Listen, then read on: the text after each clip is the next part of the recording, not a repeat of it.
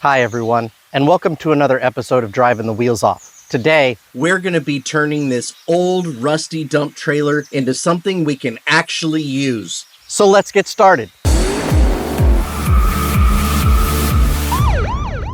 For the first major hurdle in this full-blown restoration, or maybe rehab is a better word, we're tackling enemy number one, that pervasive stubborn rust. We're starting with a bit of brute force here. For the really thick flaky stuff, sometimes a good old hammer is the most satisfying way to knock off those loose layers. And when the hammer isn't quite cutting it, or we need to get into a tight spot, the trusty chisel comes out. This helps us pry away those more bonded layers of rust that are just clinging on for dear life. But we don't just knock off the loose stuff. We need to neutralize and soften the deeper layers. For that, we're bringing in the big guns. This is Rust Cutter. The idea here is to let it do its work, penetrating and dissolving the rust from the inside out, making the next steps much, much easier. All right, with the Rust Cutter doing its thing in the hard-to-reach areas, it's time to bring out the heavy artillery. The angle grinder. This is where we really start to strip the trailer down, and we've got a whole arsenal of attachments to do it. The most useful attachment is our 36 grit flap wheel. These are great for taking off a significant amount of rust and old paint, leaving a relatively smooth surface. Coming in a close second were the variety of wire brush attachments. Each type has its own strengths, and we were using them all to get the metal ready for primer. It's a dirty job, but somebody's got to do it to get this trailer back to working condition. All right, we're moving on to the next critical phase of the dump trailer rehab, stripping down all the old worn out components that simply aren't safe or functional anymore. And that starts right here at the front, where these utterly pathetic safety chains are. Now, for anyone who tows, you know how vital these are. These are your last line of defense. If, God forbid, your main hitch ever fails, these safety chains are what keep your trailer connected to your truck, preventing it from becoming a runaway projectile.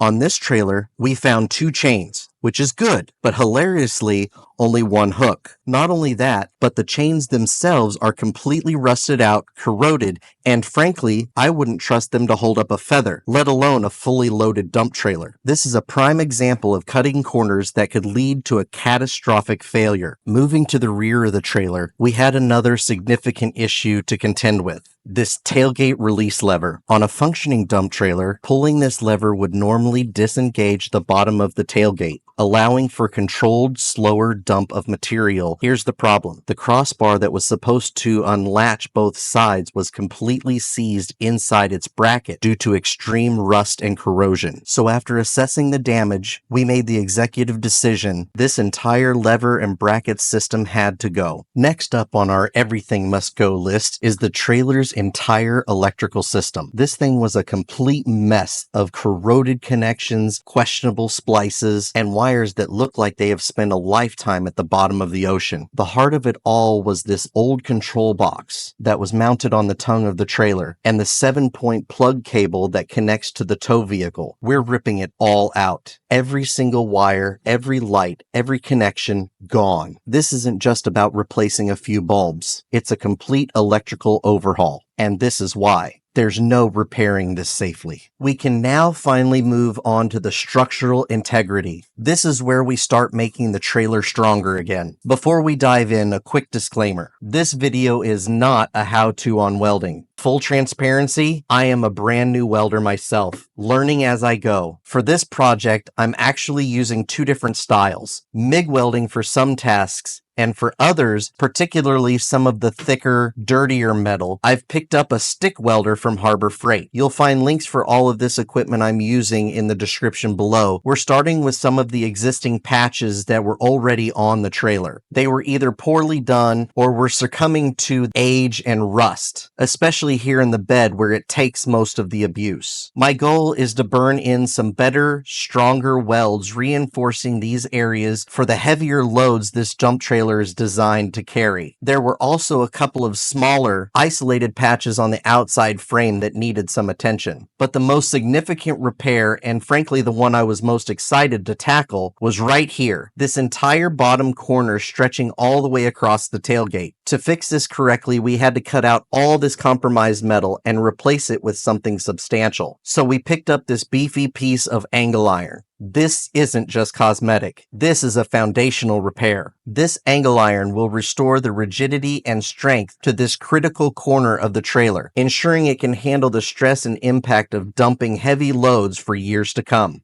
With all the heavy-duty restoration work behind us, it's finally time for the fun part. Painting. First up, to ensure maximum adhesion and protection against future rust, we're laying down a solid coat of Rust-Oleum primer. This is critical for creating that perfect base, sealing the metal, and preparing for the color coats to come. To get this done right and lay down a smooth, even coat, I actually picked up a new paint gun from Harbor Freight specifically for this project. For all the visual surfaces, the walls, the tongue, the fenders, and the outside of the tailgate, we're going with Rust-Oleum Farm and Implement in a vibrant Caterpillar Yellow. We wanted something tough, durable, and that really pops, and this paint delivers. It's designed to withstand the harsh conditions farm equipment faces, which is exactly what this trailer will experience. For everything underneath the trailer, all the structural steel, axles, and the entire inside of the bed, we needed something equally as rugged, but designed to take a beating from rocks, dirt, and all the debris that gets dumped. So we're using Rust-Oleum Undercoating in Classic Black. This stuff provides excellent protection against chips, rust, and road grime, giving us that professional, finished look while providing a durable barrier. And for a little unexpected flair, because why not have some fun with it, we dug through the paint shelf. For the brake drums, we found some lime green paint that we had just laying around. And to complement that, the rims themselves are getting a clean, crisp coat of glossy white paint. All those specifics, including the exact paint, products, colors, and new paint gun, are linked in the description below. Now it's time for the brains and nervous system of this operation, installing all new wiring, lights, and a completely refreshed control system. We're running all new, properly gauged wire, securing them tightly, and protecting them from the elements. The new control box serves as the central hub for all our trailer's electrical functions. This is where all the signals from the tow vehicle get distributed to the brakes, lights, and other systems. And of course, a new electrical system means new lights. We're upgrading everything to LED. One of the most critical safety upgrades we're adding is a brand new breakaway system. This is your ultimate failsafe, the last line of defense, and in my opinion, something every trailer should have. Here's how it works. If by some incredibly rare and unfortunate chance, the trailer were ever to become completely disconnected from the tow vehicle, this breakaway system kicks in. It has its own dedicated battery, and when this cable here gets pulled, it activates that battery, sending a direct signal to lock up the trailer brakes.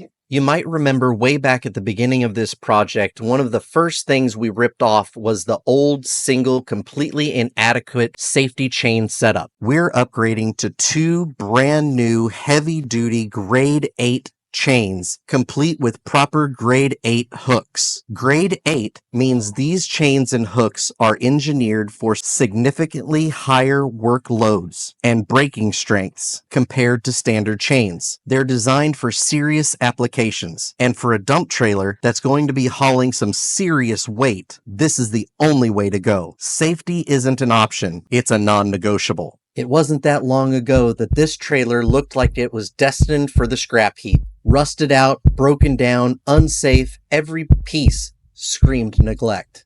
This was not just a repair, this was a resurrection. And here it is. What was essentially a pile of rust and broken dreams, we've brought this old dump trailer back to life. Every inch of it has been transformed. This trailer is now stronger, safer, and more reliable than it ever was, ready to be put back to work hauling everything we can throw at it. It truly embodies what driving the wheels off is all about, not just pushing the limits, but restoring and rebuilding to take on new challenges. To really maximize this trailer's utility, especially for hauling lighter, bulkier materials like brush and trash, we added some custom wood extenders to the top. This isn't just a shiny object sitting in the driveway. This is a workhorse, back in action and ready for anything we throw at it. Literally. We hope you enjoyed following along on this epic trailer restoration. It was a lot of hard work, a lot of learning, and a whole lot of fun. If you did enjoy this video, please hit that like button and show your support. And don't forget to subscribe to the V.I.P Holdings channel for more driving the wheels off adventures and projects. We'll see you next time. Bye.